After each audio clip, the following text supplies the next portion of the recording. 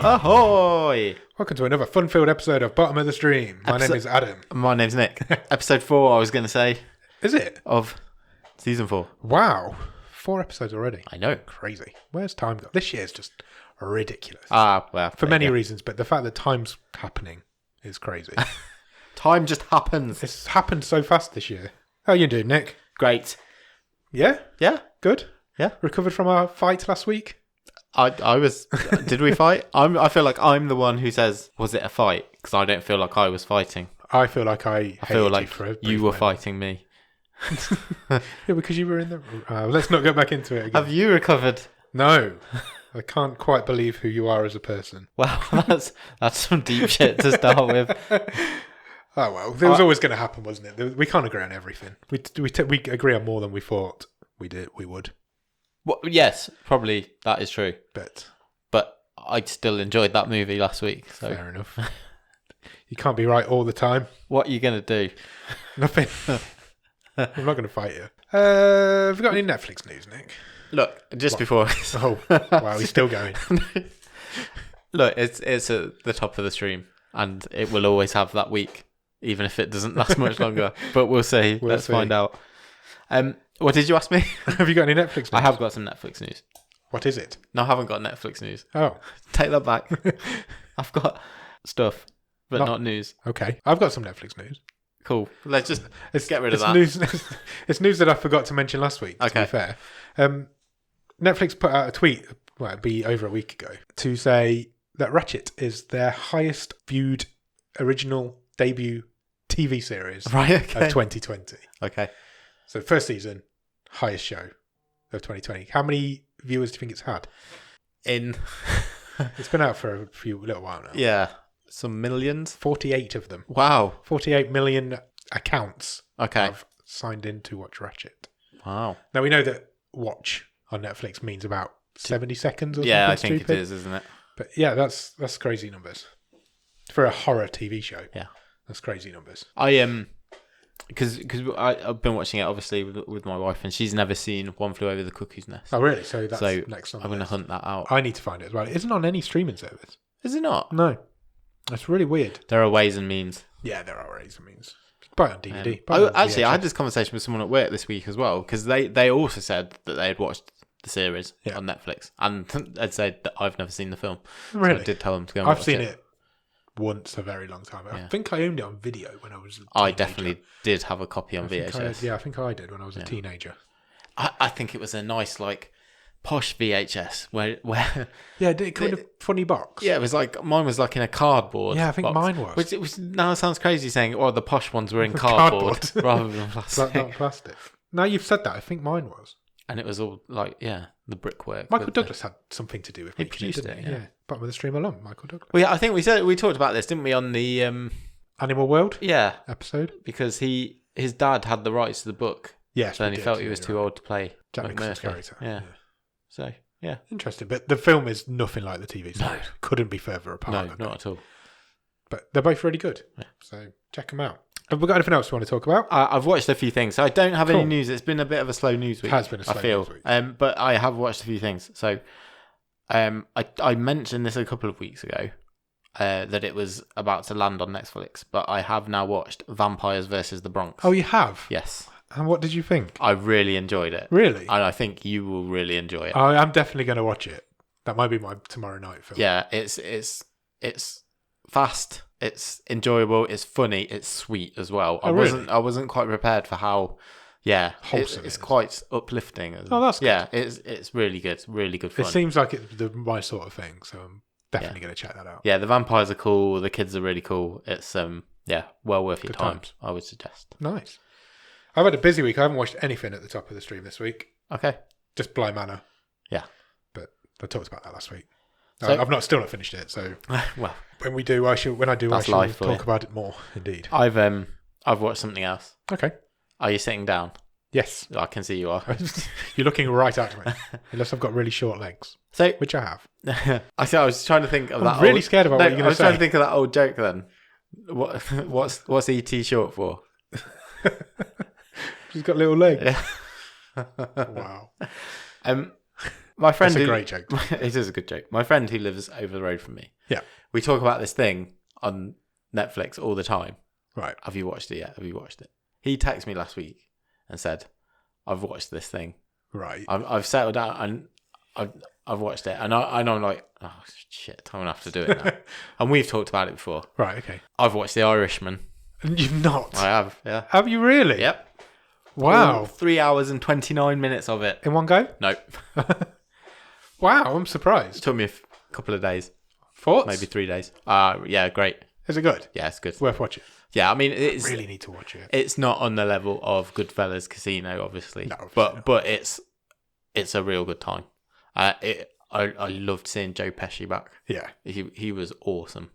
Cool. And it's nice to see De Niro not just fucking mucking around in one of those Meet the Parents movies. Oh, with Zac Efron. Yeah. I mean, that's surprised. I'm amazed you've watched that. I thought it would take you back. You have taken me back. It is a bit weird with some of the de-aging. Yeah. Because I think young Al Pacino is de-aged quite well in it. Right.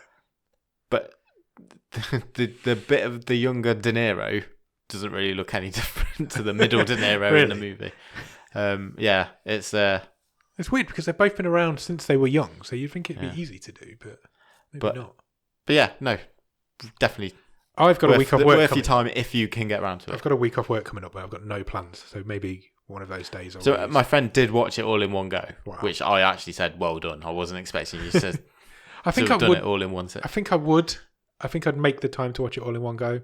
I could have done. Yeah. I was disappointed when I had to stop it because I had to go and do something. You know, again, life getting in the way. Yeah. But yeah, I don't feel it would have been a chore. I think that's what's putting me off because I feel like I always watch films in one go. It's very rare I watch them in two because you do that quite regularly, don't you? But I don't. I tend to watch them all in one go.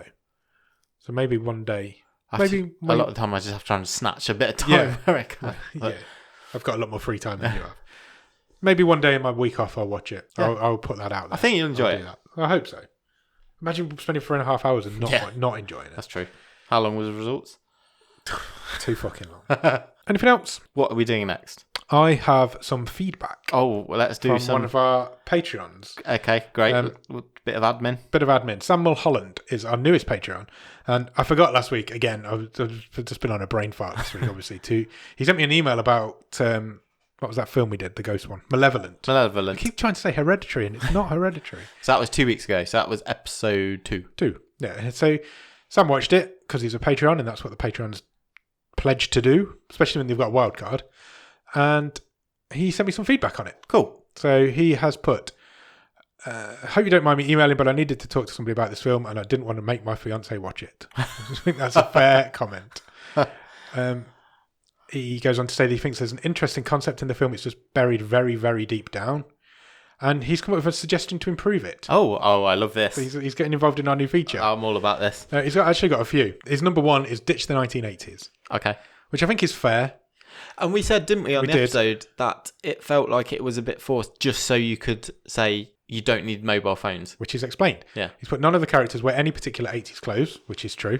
I think we said that as well. And the film has no reason to be set in the 80s apart from to get rid of mobile phones. Yeah. However, the film is set in the Scottish countryside where you would have no signal anyway. That's a very good point. It's a very good point. It's like true. I like his thinking. Get it out of the 80s. It's a good idea. He's then gone pick a genre and stick with it, which is what was our biggest problem with it was. Ghosts is his next section. The characters knowing they are scamming the old lady is interesting as it already starts them off not believing in ghosts. Yeah. Get rid of the mannequin scare, even if it is the only good one in the film. And don't have Florence Pugh hearing anything until she arrives at the house. I like that. Yeah. So it's as much as a shock to us as it is to her. Yes. Yeah, I could get on board with that. She can still be distracted in the library or when meeting with her tutor, but make this to do with her mum instead. Get rid of the cliche horror stuff. That was my suggestion. But make the house more imposing. Yep. None of the jump scares with the girl ghost got me, and that's mainly because the directing was poor or due to a possible low budget. So many of the scenes where the girls appear in is very well lit corridor. That's true. Yes. And they just stand there and don't do anything. Also true. The camera work also focuses far too long on looking at Florence Pugh's face as they stare down the corridor rather than showing what is supposed to be scaring them. Good point. This guy should be a horror director. The girl ghosts don't add anything to the plot. They're purely there to be cliches. Very true. Celia Imrie shows no indication during the time she's on screen that she's going to be a psychopath. No. And that's why that scene. Sorry to cut across you, but right. but that's why that scene when she literally turns heel and says, heel. My son's a sweet guy." Yeah, it's all those. It's the girl's fault. Yeah. It falls completely flat, and at the same time puts you off straight away. Yeah, the film could have done with a flashback to when the girls were alive, showing them being abused by her and her son. Good point. Context is everything. I'd take that. If Herman was arrested for murdering the girls, he would still be in prison. Good point. The character does and adds nothing apart from chasing the girls around the house a bit. Get rid of this character entirely. He's a total plot device just to get them out of the car and drag them back to the house. This bit's interesting. But get rid of this character entirely. Same with the gardener, who I assumed was Celia Henry's husband. I never made that assumption, but it's possible. Well, I just didn't understand why he was... Yeah. Why that character was there at all. Yeah. The mum having committed suicide due to hearing ghosts, being schizophrenic, is interesting. Maybe it's because I've just finished rewatching Haunting of Hill House. But the way the show portrays mental illness, addiction in terms of ghosts is better than anything in this film. Learn more into this by making her mum a more prominent plot point. All in all, the film is terrible. Correct. As it lurches between genres. Had they picked one and lent more into it than the other and done some more character development to allow for the sudden switch to torture porn, it would have been okay. Not good, but okay. And he's answered one of our questions. It says, and to answer your question, the reason Celia Imrie calls them in the first place is to get rid of the screaming at night, which is keeping her awake. Yeah, which is what we assumed. We thought it just wasn't called out. At this point, she isn't aware that they're fraudulent. Blah blah blah. Finally, I've just finished this episode. Can you remind me what this week's film is? Thanks, Sam. Thank you, Sam. Thanks, Sam, for coming back to us. That's exactly when we started the show. That's exactly what we wanted people to be doing. So do that more. And if anybody else wants to get in touch with us, our email address is bottomofthestream@gmail.com. And I never say that in the socials, and it really annoys me that I always forget it. bottomofthestream@gmail.com. Yeah, you can also contact us on our nice new website. That's very true. There's a contact form on there. Yeah. Go for it. Check out the new website. I don't think I even mentioned that in the last episode. Oh, there you go. I was way off in that episode. Bottomofthestream.com. You just angered me so much. Bottomofthestream.com is the brand new website, and it even sells merch, but we'll do all the socials at the end because that's what we do nowadays. Have we got anything else to talk about in our introduction piece, Nick? Shall we play a game?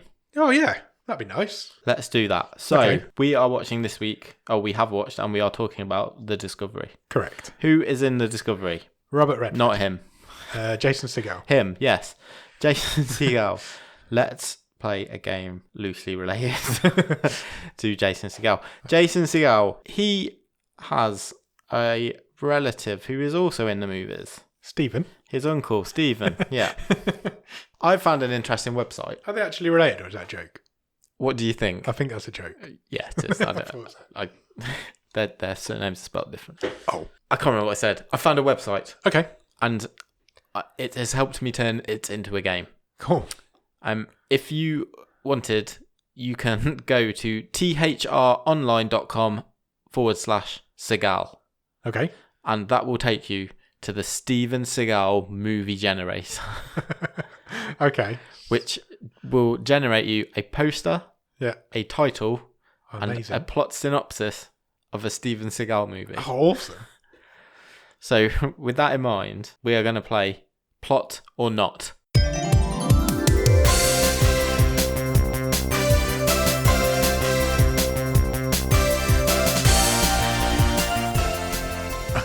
Awesome. I've got 5 movie synopses. Synopsis sounds wrong. And some of them are true Steven Seagal movies. Right. And some of them are not true and were generated. This is a great idea. Aforementioned website. Okay. So I will read them out and you just tell me plot or not. I'm going to be terrible at this. I don't know. I think I've seen a Steven Seagal film, but there is not many that I've seen. Now, how has he not appeared on our show? Yeah, he's not on Netflix, and he churns out a lot of movies. More than Nick Cage, probably at one point. Yeah. So that's an good question. I will say just before we start, he would have been a good cameo in that role last week that I was said. As the cameo as the kettlebell guy. I will say I think this is tough. Okay. They're all tough, Nick. I never know what I'm talking about. So, right, let's start. Go for it. I'm going to sit up straight. Okay. Got your concentrating face on. Let's start with Dark Reach. A crooked cop with a heart of gold and a downtrodden stripper fight to stop a man from their past from crucifying another victim. What's it called? Dark Reach. Yeah. It sounds genuine. Sounds quite good. What's the game called? Plot or not? Plot. I'm afraid it is not. Oh, really? Yeah. This generator is quite good then. It's pretty good. Okay. I should have said not because this title doesn't make any sense. No, it doesn't. But it's a Steven Seagal thing. It doesn't. I mean, that's not a bad strategy to take going forward in this game, if I'm to give you a tip. Okay. End of a gun. End of a gun. A mall security guard, who is also a former federal agent, crosses paths with a drug kingpin's enforcer after he saves a woman from danger. Oh, that sounds really good. End of a gun, though. That's a stupid name for a film. Not. His plot. Oh, wow. Really? End of a gun? Yeah. Okay. Sorry. That's fine. I've never got 0 out of 5 either, to be fair. You can still do this. I can. You need to get them all. But you can still win. Go on. Belly of the past. A private investigator must stop the Chinese mafiosa from stealing the land of a local tribe and the hidden treasures contained within the village. All of the synopses sound genuine. It's all about the titles. And Belly of the Past sounds ridiculous, so I'm saying not. Correct. 1-2. Still on. You can do this. Right, 2 left. Attrition. A story of kung fu and honor. When a Thai girl with mythical powers goes missing, Special Agent Axe and his old team unite in attempt to bring her back. Special Agent Axe. I love that. What's the film called? Attrition. A story of kung fu and honor. That's the name of the film? Yeah. I thought it was the first line of the synopsis. That's real. Plot. Correct. Oh, it's a draw. Pulled it back. We've got a decider. It's tense. This is good. I'm enjoying this. I like the tenuous link to Jason Segal as well. Yeah, I'd try as I might. I could not find a relation. Did you find a Jason Segal movie generator? No. I don't think that would... Yeah. Maybe. Just rom-coms. I think he needs to get a few more under his belt, maybe. Okay, right. Last one. Yeah. Shadows of the Siege. A lieutenant colonel in the Air Force and an FBI officer must stop a serial killer from blowing up a church full of innocent parishioners. Read that again. Shadows of the Siege. A lieutenant colonel in the Air Force and an FBI officer must stop a serial killer from blowing up a church full of innocent parishioners. Why would a guy from the Air Force stop a church being blown up? And why would a serial killer want to blow up a church full of people? No, not. Correct. That's silly. That one's silly. I like it though. You win 3-2. Excellent. Good I pulled comeback. that right back. Yeah. I thought I was going to get 0-5. That is a good result. That was a good game. I enjoyed that. Yeah, check out the Steven Seagal Movie Generator. What's the website called? thronline.com/Segal. Excellent. Are you ready to talk about next week's film? No. Because we'll just skip over this one. Fucking hell. That'd be weird. Shall we talk about a film we've not watched or even generated? Yeah, just make a film up. Can I use the Steven Seagal Movie Generator? Oh, wow. I'd like to talk about Belly of the Past, please. Me too. Are you ready to talk about this week's film? I am, yeah.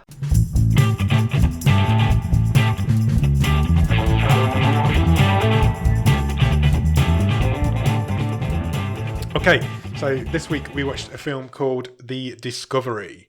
The Discovery is from 2017. It is a 15. It runs for 1 hour and 42 minutes. Currently rated at 6.3 on IMDb. Really? And is a Netflix original. Stars a guy called Robert Redford. Yeah, he's kind of a big deal. It's kind of a big deal, this guy. He goes into our hall of Oscar winners who have appeared on the Bottom of the Stream show. Yes. Podcast, that's the word I was looking for. He won an Oscar in 1981 for Best Director for a film called Ordinary People. Yep. And he was also given an honorary Oscar in 2002. I couldn't believe this. He's never won an acting Oscar. Never won an acting Oscar, which is crazy. He was given his honorary Oscar for founding the Sundance Film Festival. Okay. Which champions indie filmmakers. Yeah. And that's what he did, so that's why they Yeah, gave him an I Oscar was for it. just gobsmacked that he'd never won an acting He's Oscar. only ever been nominated once for an acting Oscar. Okay. For The Sting in 1974. Yeah, great movie. Yeah. Awesome. He's been nominated for a director again in 1995 for Quiz Show. Mm-hmm. That was a great movie as well. That also got nominated for Best Film in that year. But no, he's never won an acting Oscar, which is crazy. Is Robert Redford the biggest star we've ever had Yeah. on our podcast? It's between him and Michael Douglas, isn't it? Yeah, I would say so. And Michael Douglas isn't in that movie much. No, that's true. But it's Robert Redford's the main star in this film. He's one of. Yeah, he's pivotal. Top build. Yeah. Yeah, I think so. Yeah. Living legend, isn't he? Yeah, absolutely. Probably he's got to be. It's really close between him and Michael Douglas. Yeah. But we'll say yes. He's most famous for obviously Butch Cassidy and the Sundance Kid. Sure. Which is what he named the Sundance Film Festival after. Also stars a guy called Jason Segal, who we've just talked about his uncle for a little while. Yeah. He plays a character called Robert Redford plays a character called Thomas. I didn't mention that. Jason Segal plays a character called Will. You'll know Jason Segal from How I Met Your Mother for the second week in a row. We have an How I Met Your Mother star in the show. Forgetting Sarah Marshall. Forget Sarah Marshall. The second week in a row. Yeah. And the Muppets. Yeah. He was the main star in the Muppets. And also stars a lady called Rooney Mara, who, according to IMDb, is an actress and philanthropist, which is a great word. Probably most famous for The Girl with the Dragon Tattoo. Yep. She's been in other things. She was in The Social Network. She's been in loads of stuff. She is also an Oscar nominee, isn't she? I believe. Sure she is.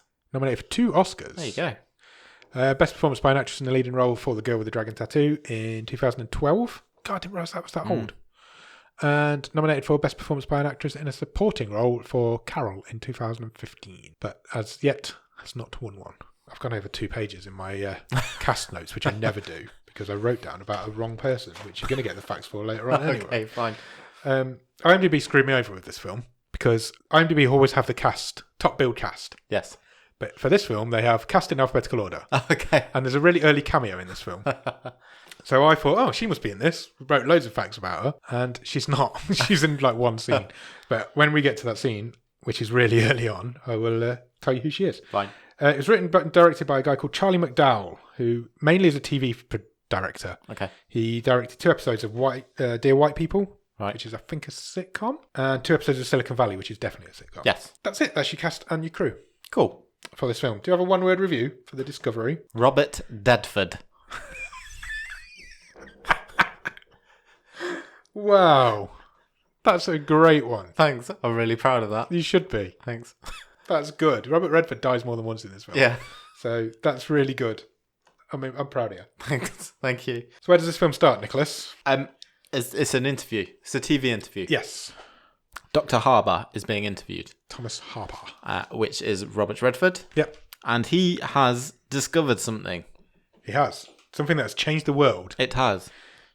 He has discovered that the afterlife exists. Yes, he's proven the existence of an afterlife. That's how the film describes it. He has invented a machine, as we are told, that has been able to capture images of subatomic brainwaves. That's what they say. Leaving the body. Yeah. After death. Yes. We do not know whence they go, travel, where to, but something is happening after death. Yes. This TV interview set 6 months after he has revealed his discovery. Yep. And in that time, the suicide toll has rapidly increased. Sure. It is over 1 million at this point in the film. And he's been interviewed by a lady.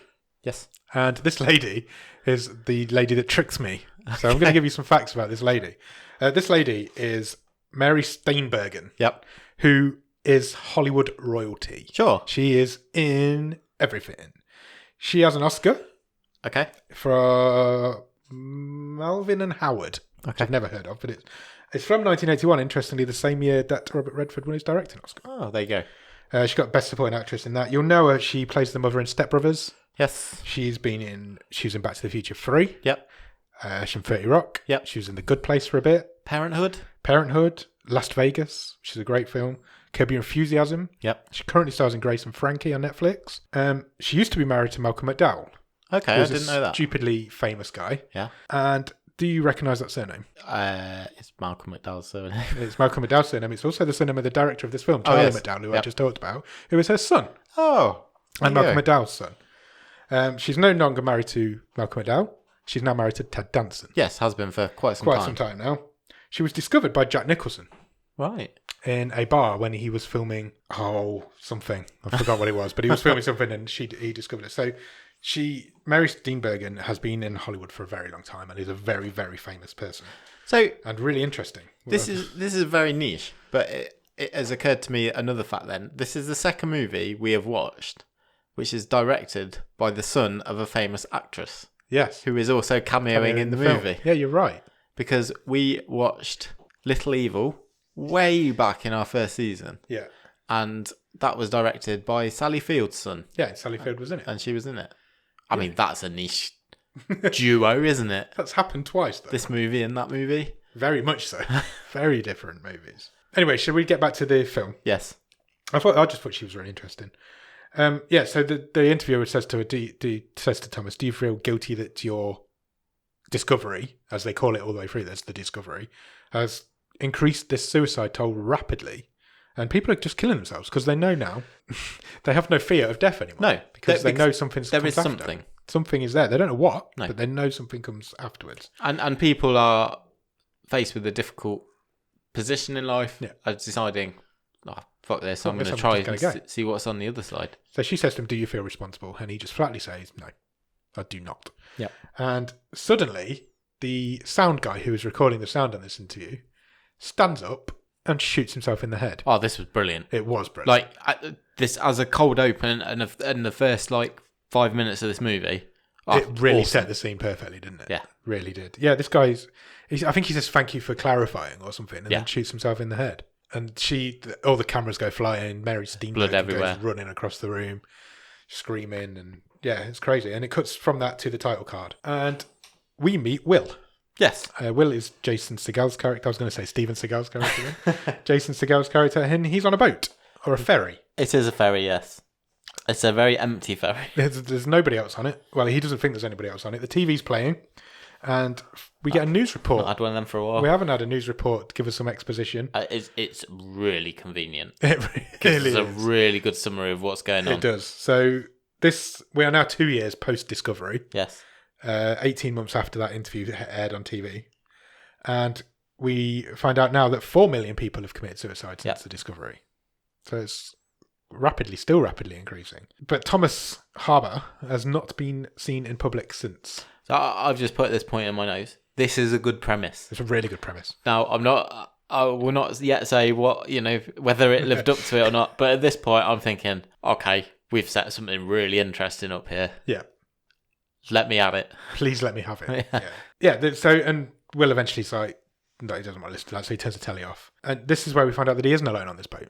There is a voice. A lady's voice comes from the other side saying, I was listening to that. He goes over and talks to her. He does, basically. This is Isla. This is Rooney Mara's character. And he gives her a seasick pill because she's not feeling great. Yes. They're on, I think, is it Rhode Island? I'm pretty sure the film's set on Rhode Island. I didn't pick up where they were. I think that's where they were heading. They have a discussion about it's referred to as the discovery all the way through, and that's what we'll refer to it as. So they have a discussion about that, and he says to her, "I don't believe in it." He's a neuroscientist. Yes, he is. Yeah. Was he a neurosurgeon or neuroscientist? Something like that. Neurologist. Good word. Thanks. He's a neurologist, and he's like, he just doesn't believe in it. He's like, the brain can give out waves and all this shit. And then he makes a very good point because he says, just because there's another place, it doesn't mean there's another good place. Yeah. Which I thought was quite interesting. He also sort of says, oh, have I met you before? Yeah. He recognises her. Yeah. And she's like, oh, I've got a recognisable face. Yeah. So have you. He tells her a story about when he was 5 years old and he died for a minute. Yes. I can't remember what he died of. Did he drown? Yes, yes. But I don't know if we are told that at this point. I don't think we are. They're off the ferry by this point. They're the only two people around. It looks like the world's been deserted. There's nobody else around. Well, no, because they say, but I can't remember what the island is they're going to. But I'm sure it's Rhode Island. It is mentioned that it's off season. Yeah. And there's not many people about. She's hitchhiking, so every time a car comes, she just walks away from them because they're not friends. They're just having an idle chit chat. And eventually, she gets picked up. She calls him annoying. Yeah. Because he is annoying. And somebody picks her up and she drives off, and you think, oh, okay, we're never going to see her again. That's just an early relationship, and then somebody comes to pick him up. Yeah, he is picked up, Yeah. as in he has arranged something. Somebody's come to pick him up, and Jesse Plemons comes to pick him up. I was pleasantly surprised. I was love like, Jesse Plemons. I didn't know he was in this. No, I didn't. He's quite a long also way in The down Irishman. the cast. Is he? Yeah. He's in everything. He's so creepy in Breaking Bad. Yeah. Whoa. Makes my skin crawl. The season of Fargo he was in. He's really good in that as well. Brilliant. Really good actor. I've written down Jesse Plemons loves playing ugly because he's not an ugly guy, but he plays ugly all the time. Do you know what I mean? Yeah. He's not a good-looking guy in this film. He's got scraggly ginger beard and scraggly ginger hair. His character's called Toby, who we quite quickly find out is Will's brother. Yes. And they are on their way somewhere and they drive past a graveyard. Yes. A cemetery, if you will. I will. And Toby says, "Oh, that's so-and-so's getting buried today."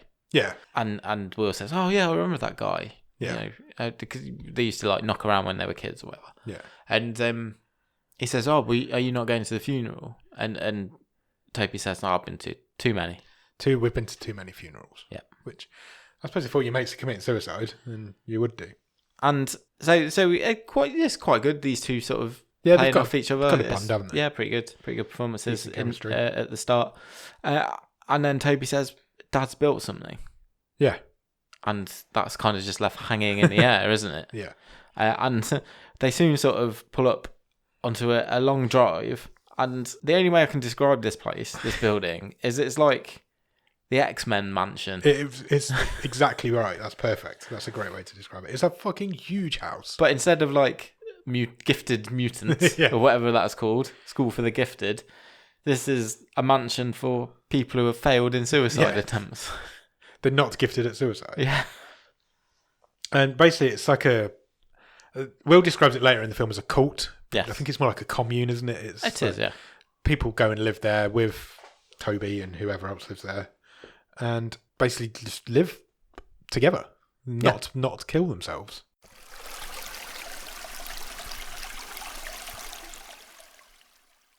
They go inside and there's a brain machine. I don't quite know how to describe it. There's a room full of machines. Yeah, it's a hospital Yeah. style machines, isn't it? Clinical, almost. There's like MRI stuff and scanners and all this sort of thing. And there's a man wired up to it. Yes. At this stage, we don't really know who that man is, but we've got a fair guess of who he is.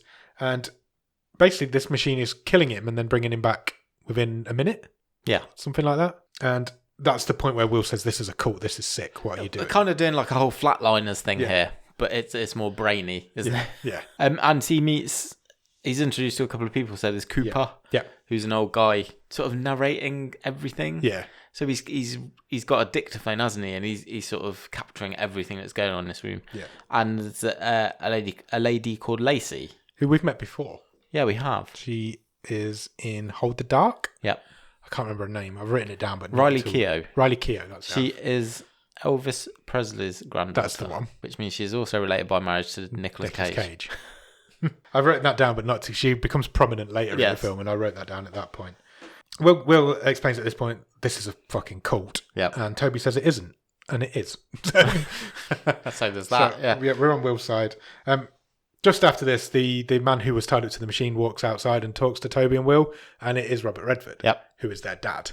Yep. So Thomas Harbour is the father and of basically, Will and Toby. Yeah, and basically he's been killing himself and bringing himself back. Shocking himself back to life. Well, getting shocked back to life. Because... To test this machine. Yeah. Basically. He straight up says to Will, "Why have you come back? Yeah. Why are you here?" Because it feels like they've been away from each other for quite a long time. Almost estranged, I guess.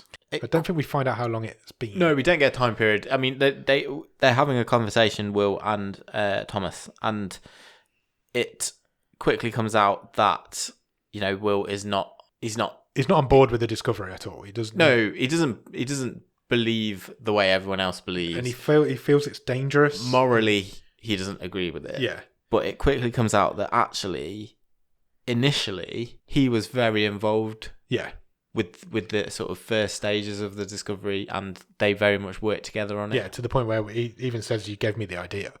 This is all on you. I think, Dr. Harbour says Will was the inspiration for it. Yeah. And Will straight up says to him, you need to stop. Yeah. You need to stop. You need to explain to the world that you were wrong. Yeah. And that this is not a thing because all these people are killing themselves and it's bad. Yeah. 4 million people have left the earth. Real interesting ethical dilemma. For me, Put up at this point away. in this film I'm in, I am on board. I'm really interested to see where this is going. Like I say, really good setup. Jason Segal's playing it really well because you can feel the guilt oozing out of him because he feels guilty for all these people that are killing themselves. I'll talk about this a bit later, but I'll just give it a bit of a tease.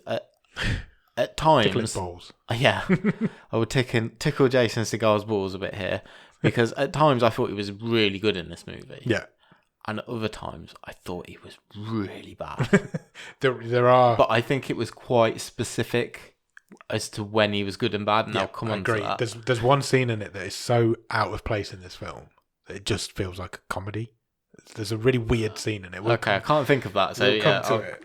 Yeah, I'm interested. So because of all this guilt and this argument he's just had with his dad, he goes for a walk. Yeah, he goes and kicks some stones around, doesn't he? Yeah. He's not happy. He goes to a beach, and when he gets to this beach, he sees a lady in the distance. Yeah. Who he recognises because it's Isla, who we met earlier. Sure. And she's filling her pockets full of stones. Yeah, and a rucksack. Rucksack full of stones. And it's pretty obvious what she's about to do. She gets in the sea. She just walks out into the sea. He goes running after her, dives through, does his action man. Yeah. Dives through the sea. Hasselhoffs through the surf. Hasselhoffs. He Hasselhoffs through the surf. That's a great way to describe it. And he rescues her. He drags her back to the shore, kicking and screaming. She's not happy. She's not happy. She was done. She was out of it. Cut from there to Will and Toby having a conversation. Will wants Isla to be allowed to stay. Yeah, he's took her back to the school for the gifted. Gifted or ungifted suiciders. Toby's reluctant. He's like, she can't stay. She's not like part of the crew, the cult, the commune. He says you can't just bring her in. Yeah. He says she might be able to stay, but she needs to qualify. She's got to qualify. Yeah. So she needs to take a test. Yeah. The test is with Mr. Dr. Harbour. Mr. Doctor. Mr. Doctor. And I quite like this bit because she sits, so they sit Isla down in this room and Dr. Harbour walks in. And I thought it was a good bit of acting because to her, she didn't expect this guy to walk in. No. This guy's got to be the most famous person on the planet. Of course he is. He's discovered this. Yeah, absolutely. And then he's gone into hiding. Yeah. And suddenly he turns up, you're in his house. Yeah. So I thought it was well played. It was. By all concerned. Well done. I'll pass that on to Thanks. next time I see them. And he asks her loads of questions. It goes on for a little while. Basically just asking her about herself and what she feels of the subconscious, and he's asking her questions about souls and things like that. Oh, I'm going to go completely off on a tangent. No, that's fine. Have you heard of Clinton Baptiste? He's like a footballer. No, he's a comedian who plays a psychic medium. Right. He was in Phoenix Nights a few times. Right, okay. He's a genuine comedian. He's got a book out, and it's called Clinton Baptiste Probes Our Souls. It's genius. When I heard it earlier, I was like, "That's absolute genius." That's brilliant. So that's Christmas sorted. He's on Chris Moles' podcast quite a lot, and he just makes me laugh. If I just randomly giggle throughout this, that's because I'm thinking about that now. So. After the test, Toby goes and finds Will and says, "Isla's passed. She can stay. She's now part of this community." She's lost someone as well. That's what comes out in the interview, basically. Yeah. So she is grieving for something. Yeah. That's all we know at this stage. Rather ominously at that point, Toby says, "Tonight we can finally unveil it." Yeah. We don't know what he's unveiling. No. But he is going to unveil it. And they all meet later on in a room, like a meeting room. And they all wear different coloured jumpsuits. Yeah, they've like... Colour-coded. I guess a bit like on Star Trek, they're all assigned a colour. Almost ranks. Jumpsuit, yeah, depending on what their role is. Yeah. Although we're not really explaining what the ranking system is. No. There is definitely a hierarchy in place, isn't there? When I said it wasn't a cult, it's sounding more and more like a cult. Yeah. So they all meet up, and Will reveals to Isla at this point that his mum died because of his dad. That's all he says at this point. We find out more later on, but at this point, that's all he says. And Thomas comes out and reveals his invention. He's got this machine working, and he has now the ability to record where people do go in their afterlife. He can record it and play it back as a video. Yeah. Which is really... fully on board with this now. I'm really interested to see where this is going. And it is a good tease because then it cuts away, the scene ends, and we don't see. So we see the machine being wheeled out, and we see someone hooked up, but then it cuts away. We don't see what happens. The thing is, or what you can see. Yeah. Which was pretty cool. Yeah. And it causes Will and Isla to have a conversation because Isla's like, do you really think this can do what he says it can do? And Will's like, no, I don't think it can. He's completely a non-believer. He also says, I'm really concerned that it will give people brain damage. Yeah, because they have that conversation. This is not a tested procedure. They have that conversation now, don't they? Because Toby comes and grabs Will and says to him, I need you to come with me. And they go to his dad's office, and Toby and his dad are there, and the two high-ranking guys are there, Cooper and Lacey, they're there, and Isla sneaks in and follows to see what's going on. And Will says it. He says to his dad, I feel like this can only work once, and then if you do it again, you're going to get brain damage. Yeah. It's going to really hurt, basically. And Thomas is on board with this, because Will's a neuroscientist. He knows what he's talking about. And Thomas agrees. He's like, fair enough, if that's what you think, then we'll only do it once. We need a cadaver. Yeah. It was his next words. They need a body. Yeah, so then we get like a weird heist sequence. This is the bit I was talking about. Okay. It just feels so out of place with the rest of the film. There is like a 15-minute heist film in here now. Yeah. It's really weird. So Isla reveals that she knows where we can get a body from because... It's like in Big Lebowski. She's basically going, dude, you want a toe? I can get you a toe. Except I can get you a whole body. This bit I found weird though, because Isla and Toby go off on a road trip together now to a morgue, and they're having a chat in the car. Yeah. On the way down, and Toby reveals to Isla that their mother killed herself. Yes. But this was before the father made the discovery. Before Correct. Thomas made the discovery. And they arrive at this morgue, and Toby distracts the mortician. Well, is it or the receptionist? Or I'm not sure what level of qualification He's got a white coat the guy had. Yeah. He's got a white coat on. He distracts him because he says, I've come to see if I can find my cousin. Yeah. And this guy's overloaded with bodies because 4 million people have killed themselves and the morgues are overflowing. And he's like, yeah, come and have a look. See if you can identify these 10 John Does. Yeah, he says, I've got all these unidentified. Just come and have a look. Yeah. And he just does. One of them invites him in. One of them might be your cousin. And why Toby's distracting him, Isla and Will go in. But Will wasn't in the car. He was in the back. It was like a truck. He was in the bed at the back. Yeah. Okay. I just didn't feel like he was because Toby and Isla are having this conversation and I didn't feel like Will was involved in it. No, he wasn't. But he was outside. So they were in the cab and he was in the bed. I missed that. At the back. I apologise. I missed that. Because when they finish the heist, Isla and Will are both in the bed at the back of the truck. Both in the bed. The bed. Okay, yeah, fair enough. I did think it was a bit weird that he just turned up and I was like, he definitely wasn't in that car, but that's fair enough. So Toby... Toby distracts the mortician. Yeah, so he says, no, none of these are my cousin. Yeah. So they go back to like the reception desk and he's like, oh, can you check other morgues, hospitals? Yeah. So yeah, he does. He's running a distraction ploy. Whilst Isla and Will go into the morgue to find a body. And they've got like a shopping list. Yeah. So they've got a list of criteria that this body needs to meet, I guess. And eventually they find the one they want. So it's got to be like no huge... Yeah, it can't be injuries. I think one of them was he can't have killed himself. Yeah, I think it couldn't have been a suicide because of I don't know why, but it couldn't have, and it needed to be of a certain age and a certain description. And they find a guy, and they steal this body. And when they're walking out with the body on the gurney, it was ridiculous. It's like Weekend at Bernie's. It really was. Yeah. The camera was on the gurney looking up at them, and it just looked goofy, and it's so out of place with the rest of this film. Yeah, it was a bit odd because this film's really I enjoyed this film, and I'm going to describe it now as arty-farty bollocks because it's what it is. It's one of those films. But that whole segment felt really out of place. Yeah. I got over it quite quickly. And that night, Will tells Isla the full story of his mother's suicide. So it turns out it was their wedding anniversary. Yep. She had prepared a lovely dinner for her and the father, Thomas.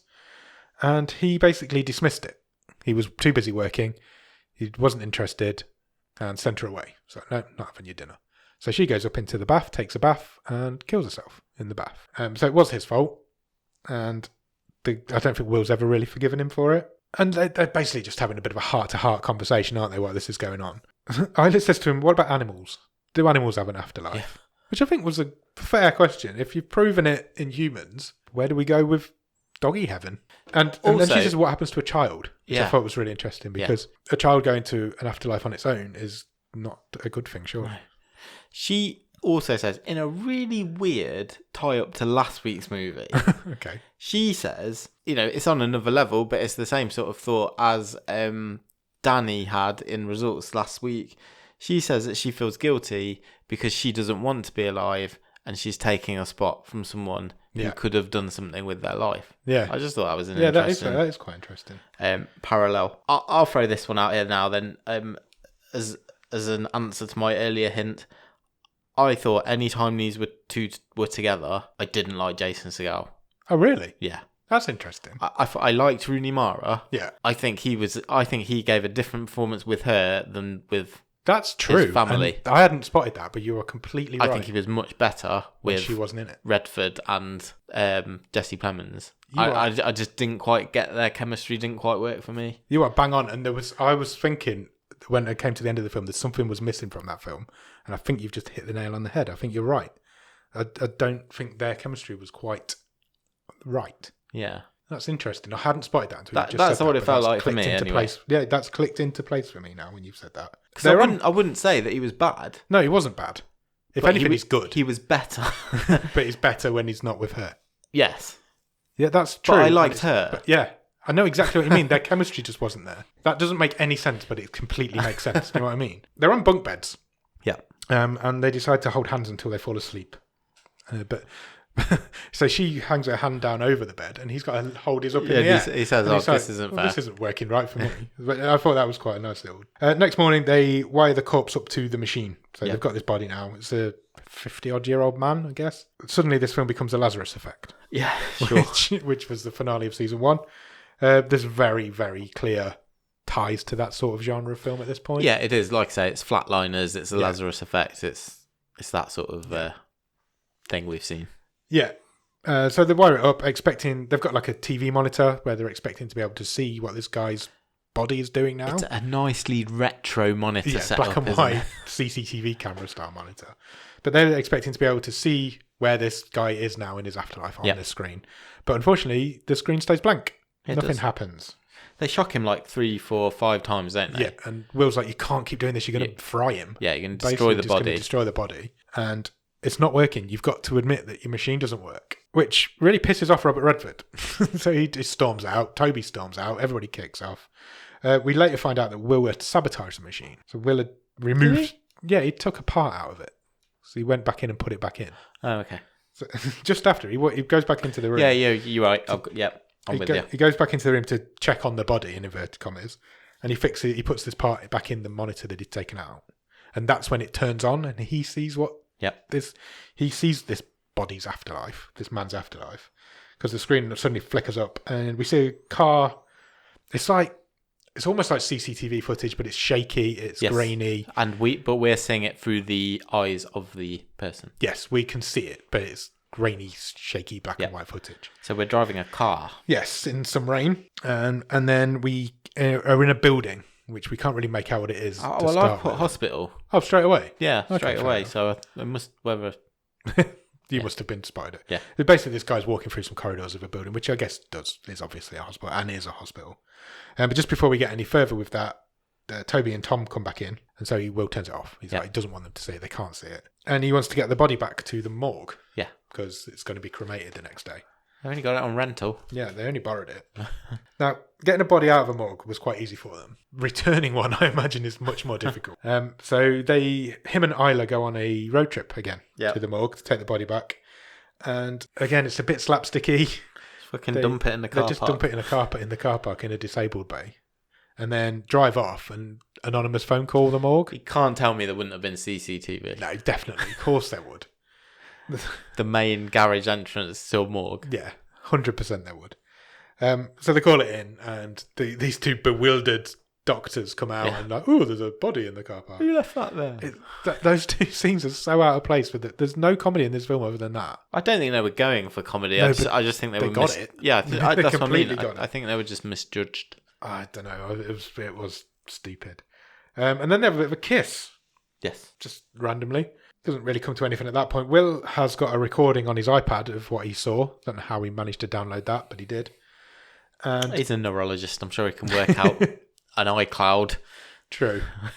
And he manages somehow to figure out the hospital that's in the video. Yeah, he just does a Google search, doesn't he? Just does an image search and matches the front door up. It wouldn't work. It's too grainy and blurry and black, but it worked. It's quite a distinctive, Yeah, it's got a distinctive entrance. I was going to say a distinctive opening, and then I am backing off the opening. So he borrows Toby's truck. He says to Toby, I need to borrow your truck. I need to go out. And he goes to this hospital. Yep. And he finds the opening quite finds easily. The entrance and goes into it. Enters. And he's got this iPad and he's basically following in the footsteps. He's following the same corridors, the same way this guy goes. But unfortunately, he comes up to a door, which isn't there in the video. If by door you mean wall. There's a wall with a door in it, but yeah.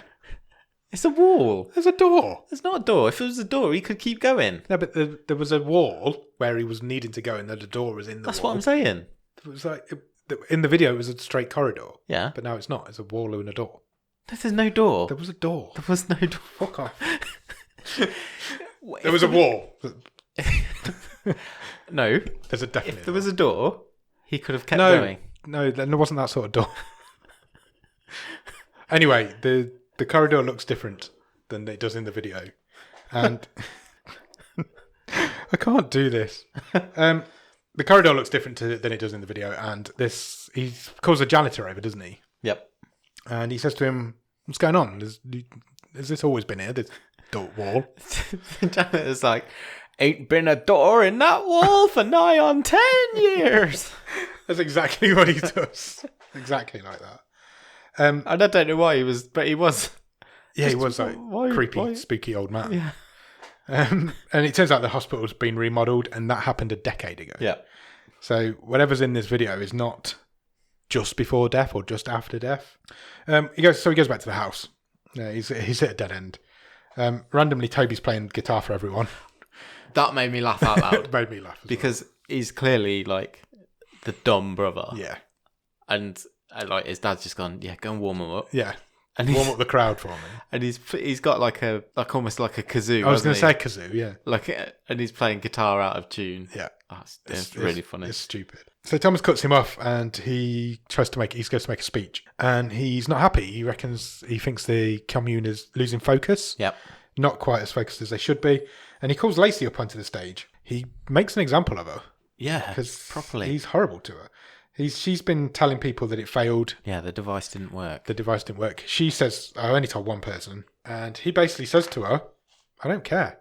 He says, I rescued you. Yeah. I found you when you were at your lowest point. Yeah, he basically... This is how you repay me. Yeah, he humiliates her by telling her suicide story. Yeah. To the room. Basically, she was going to shoot herself, but in the heart, not in the head. Yeah. And he's like, I've never seen anybody do that. He's really taking the piss out of her, basically, the way she was going to kill herself. And then he says, pack your bags and go. I don't want you here anymore. Yep. He really victimised her. It's like you're a bad influence. You're a bad... It was horrible. Bad juju. Yeah. Will comes back. He has a bit of an argument with his dad about his mum. And Dr. H, Dr. Harbour, he says, I am a bit theatrical, actually. Now that you mention it, I've just done that. Yeah.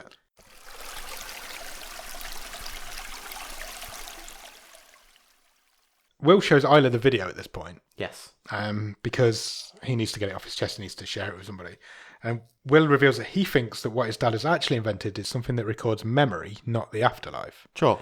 So it's different. It's not what he was expecting. Yeah, because they go. He shows her the video. They're back in the parking lot of the hospital. Yeah, they go back to the hospital. And he says, "How can the recording be the afterlife if we're sat in the same parking lot?" Yeah, which is a good point. So they go into the hospital and they get into the record room really easily. And it turns out that the corpse who they had, that guy's dad, had died in that hospital 13 years ago. Yeah. And so that is proof that it does record memory because the corpse, I don't know if we ever got a name for the guy, but... Pat Phillips. So he was walking through the hospital to go and see his dad on his deathbed. Would have been a good trivia question. It would have been. So that was the memory of what we're seeing now. So that's proof that this thing is memory. Toby and Will have a bit of a discussion about their mum and how he's like, his dad's quite got this. His dad hasn't got the guilt that he should have, I guess. So this might have been the best bit of acting that Seagal did. Yeah.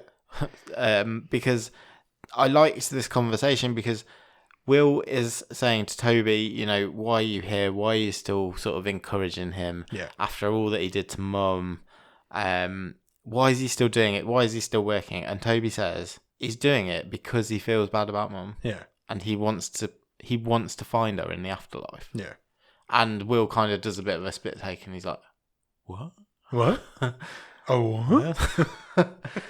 I hadn't thought of that. It's just put a nice different spin on it, I thought. Will mentions about Lacey and Toby's like, oh, he'll calm down. Lacey will be back. Don't worry about that.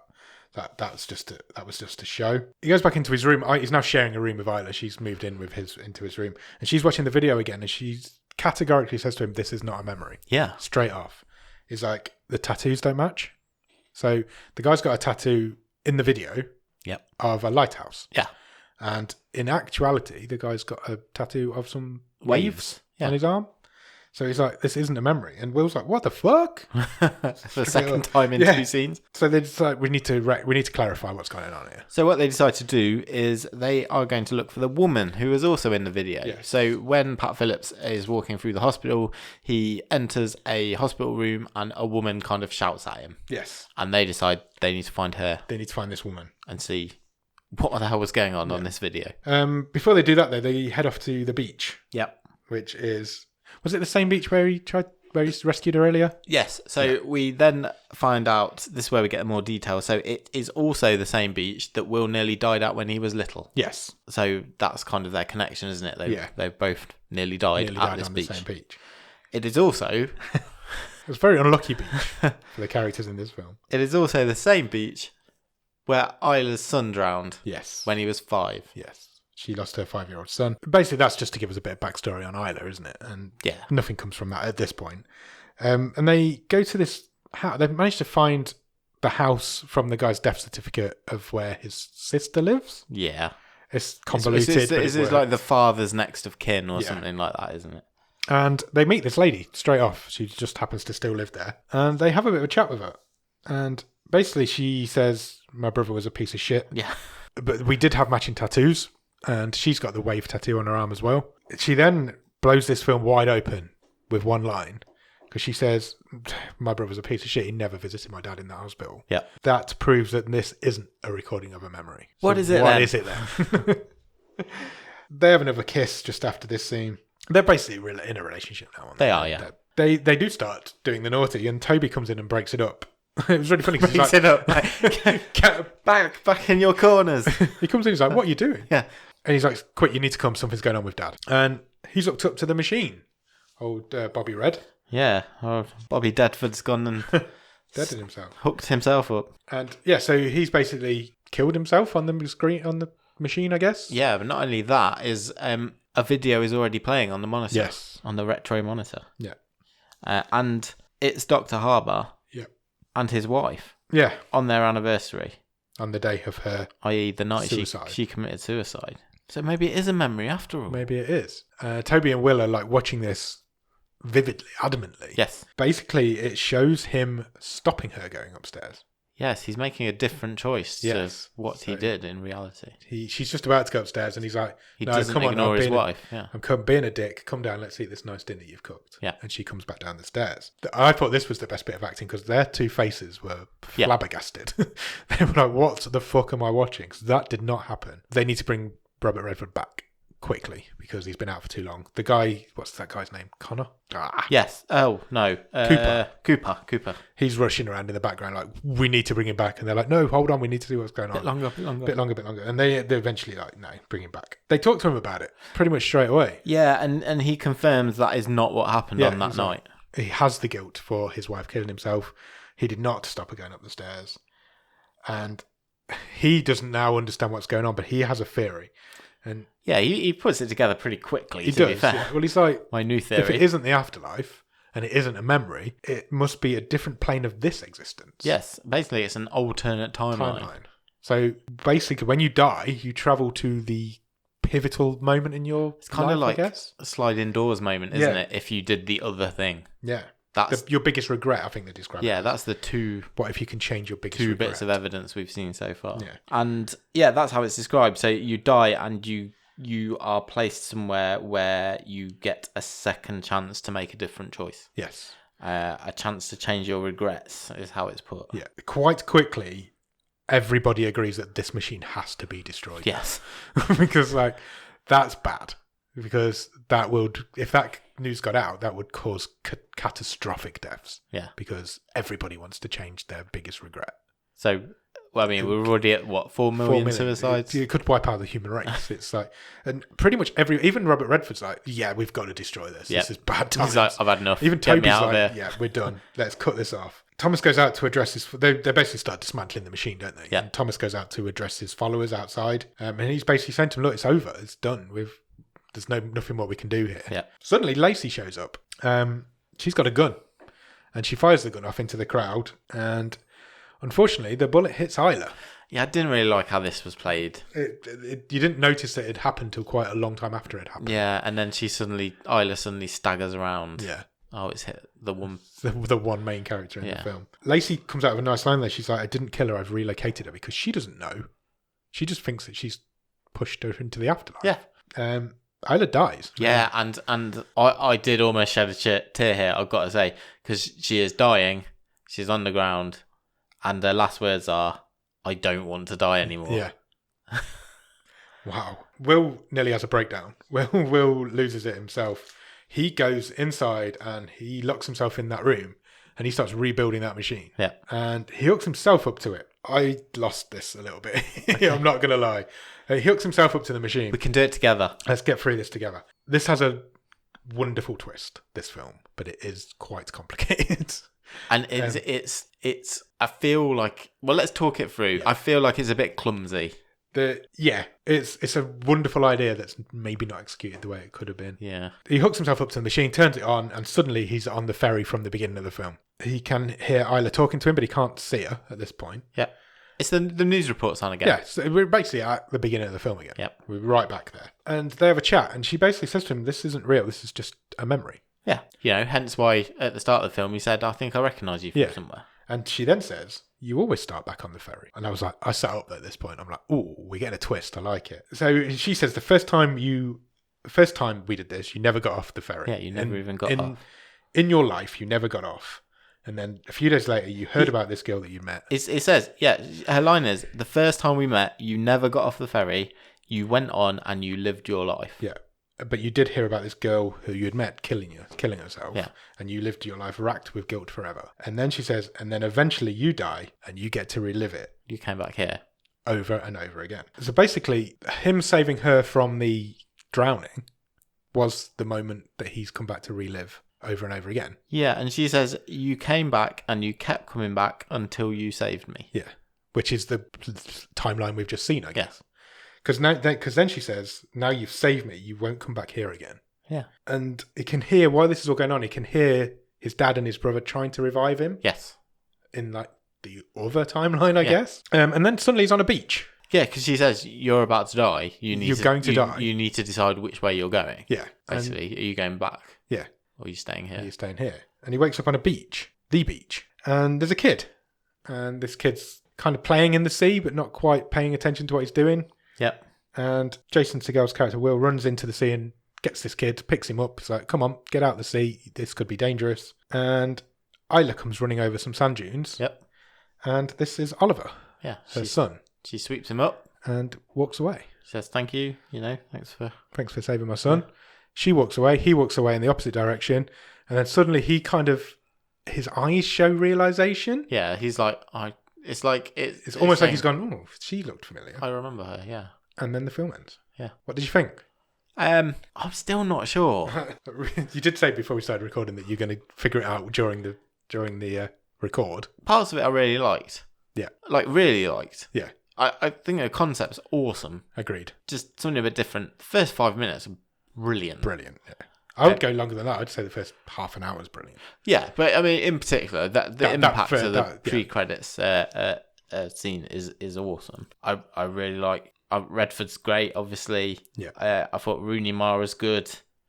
Jesse Plemons probably could have done with a bit more of him, but he's good. Yeah, he's always Seagal good. is mostly good. Yeah.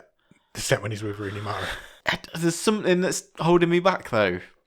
I agree. Overall, I liked it. Overall, I loved it. I enjoyed it. It's a really good premise. It's a really good story, and it's really well told. And that ending is fabulous. The twist there, where he's been doing that over and over again. Yeah, and we're seeing the final incarnation. And he even asks her how many times have we done it. And she's like, I don't know. You could have been here hundreds of years. Of times, yeah. And I like that. We've talked about that with like See You Yesterday from last season. Yeah. I like a time loop thing. I like the idea that you could have been doing it once. You could have been doing it 1,000 times. There's loads of time loop films out there. I don't know if I've ever seen one that shows you the final loop. Yes, like, true. This is like See You Yesterday when she saves everybody. Yeah. She could have done it, like we said in that episode, 1,000 times. Yeah.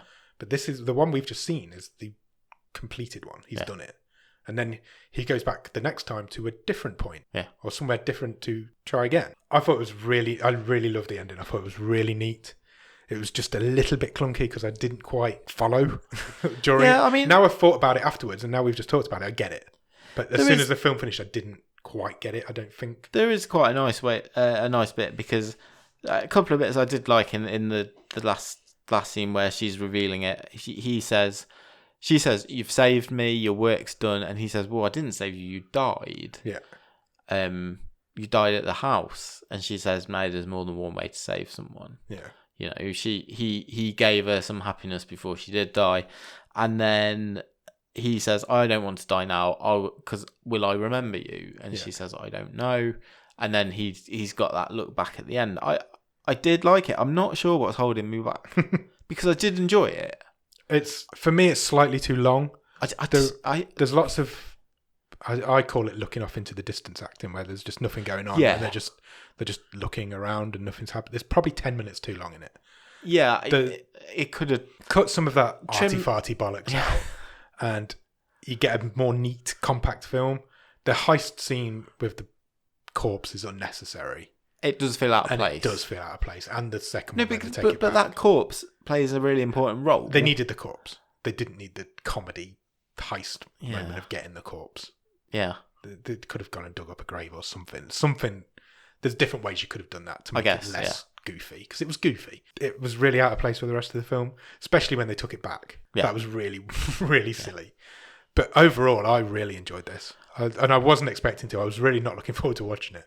But it has a great premise. It's played really well, and it earns its twist at the end. Yeah, it was much more interesting than I thought it was. I thought just from the premise and the sort of trailer I saw before I watched it, I thought, oh, this looks a bit moody and boring just from the... Yeah. But it did hook me. I did want to sit through to the end. I liked it. I didn't love it. And I'm just not quite sure what's holding me back. Yeah. I think it might have been Jason Segal. Maybe. Or Seagal. He's not Steven Seagal's. I think you say it totally different. Yeah, maybe I wouldn't have him in it as my change, but we'll come on to that. Overall, I think it's really good. I'd recommend it. If you like those goofy science fiction. There's loads to chew on in this, isn't there? Yeah. Definitely. It's the sort of film I'd put on a Saturday night and enjoy. Yeah. It's good science fiction. It's good. It's time travel-y, but not. And it really earns that twist at the end, and I really enjoy that. Good times. Do you want to talk Stream Table? Yeah.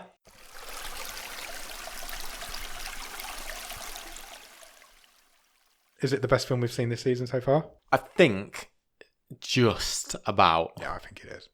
It's better than the film we've got at the top at the minute, that's for definite. The last 2 weeks, the last two are definitely better than the first two we've seen. I think, as a whole piece of work, it's a proper film. It's a stunning story told from start to finish, and it deserves to be number one. And it's it's got some great actors in it. Yeah, great actors doing a great job. Yeah, happy with that? Yeah, of our early table, it's the best thing we've seen. Yeah, agreed. I got results off number one pretty quickly. I'm happy with that. Cool. Shall we do the new feature? Yeah. We really need a name for that. We really do. Come on, people. Think of a name. I'll take this one away. Okay. Go for it. I'll sit back and relax. I'll get a name for next week. Okay, cool. How are you making this film better, Nick? One change. I think I want more Jesse Plemons. More Jesse Plemons? Yeah. You switching the characters? I think if he stars... I'm on board. I think I might have a better film. So you're having Jesse Plemons in the Jason Segal role. Yeah. I'm on board. I think that works. I genuinely do. You can't be the same character. No. You can't be goofy. But he's that good and that versatile. Goofy Toby brother. He could do Oh, definitely. that role. Definitely. Look at the character he plays in Breaking Bad. I felt like I was teased with his presence in this movie. I'm up for that. So if you put Jesse Plemons in Jason Segal's role, Yeah. who do you put in Jesse Plemons' role? It's got to be someone from How I Met Your Mother. Ted Mosby. I was going to say Neil Patrick Harris. Oh. Who do you have as a goofy brother? Nicolas Cage?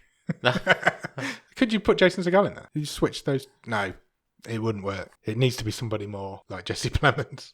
Have him play both. Play twins. Both. Twins. No, that's goofy. We've just talked about this film being goofy. I don't know. Who would you have? Peter Dinklage. That's not a bad shout. Does that work? Yeah, why not? Jesse Plemons in Jason Segal's character.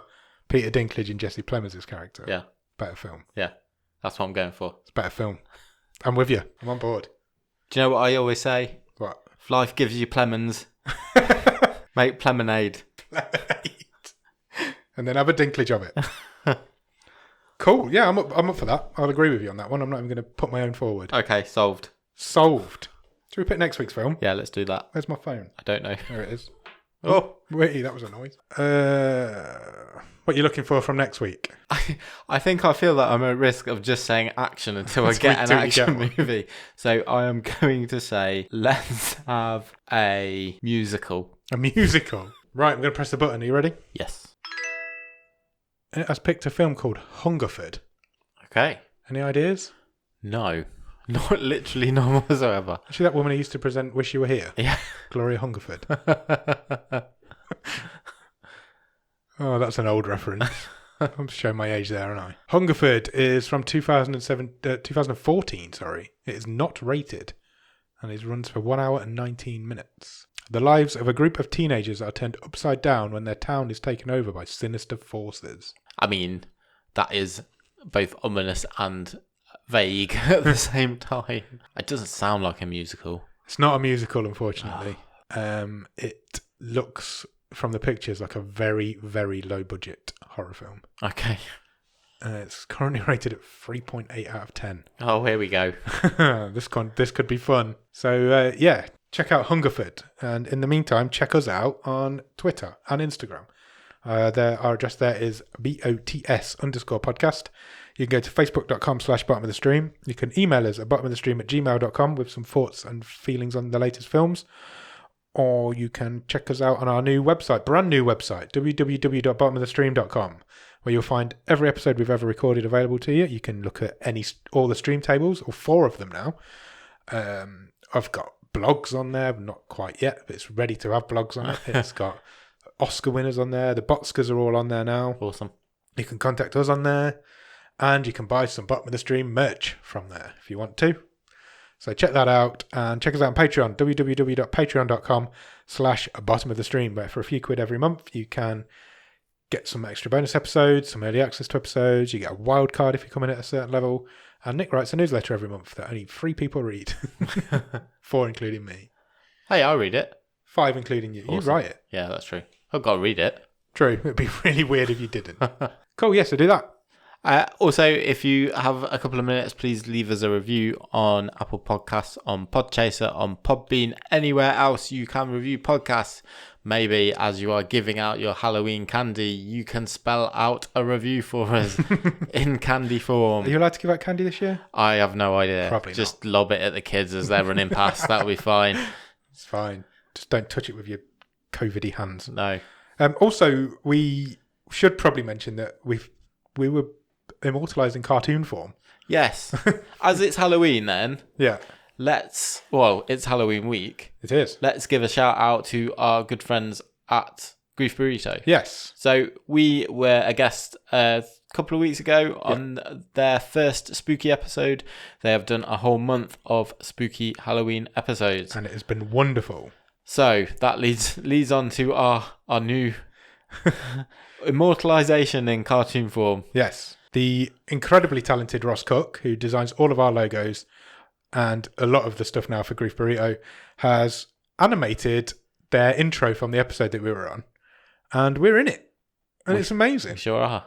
So go and check it out. It's youtube.com/grief burrito. It's on there. It's fucking brilliant. I can't believe I'm in a cartoon. I know. Even if it's over a brief second. And yeah, it's so much fun. And everything that the Grief Burrito boys do is good. And you should check it out. And those pumpkins were definitely all right. So yeah, check that out. Check us out. And we'll come back next week to talk to you about Hungerford. Thanks. Ooh. Happy Halloween, everybody. Bye. Say bye, Nick. Cheers.